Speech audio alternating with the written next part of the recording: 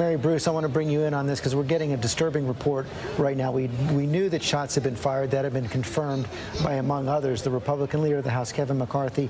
Now our own Sam Sweeney is reporting that a woman was shot in the neck. CPR was administered.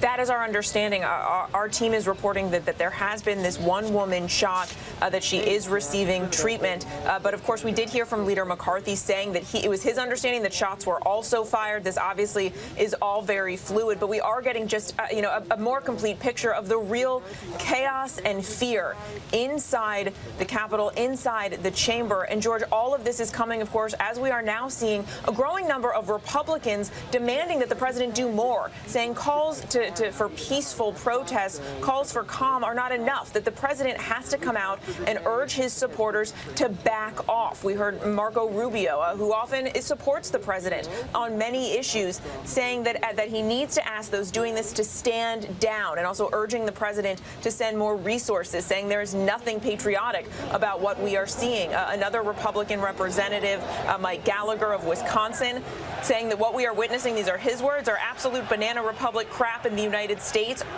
saying, Donald Trump, you need to call this off. He, of course, is also a former Marine. Leaders like McCarthy are coming out calling this un-American, unpatriotic, and shameful. But the question is, will the president go further and say, not just urge peace, but urge his supporters to back off and end this siege?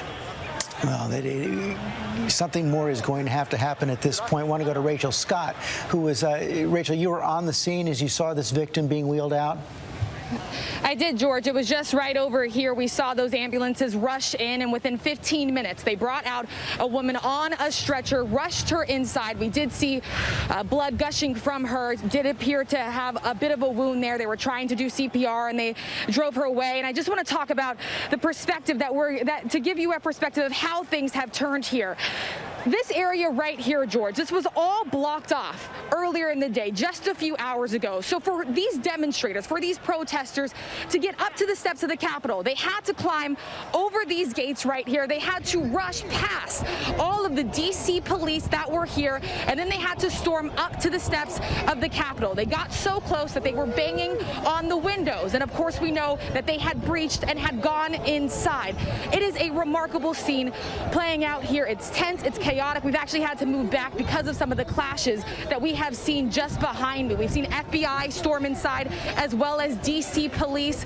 But again, as you have members of Congress huddled under their desks outside here on the steps of the U.S. Capitol, you have supporters of the president chanting "Fight for Trump," chanting USA, and chanting "Do not retreat," George. Rachel Scott, thanks very much. Mike Pence has now tweeted, "Violence must stop. It must stop now."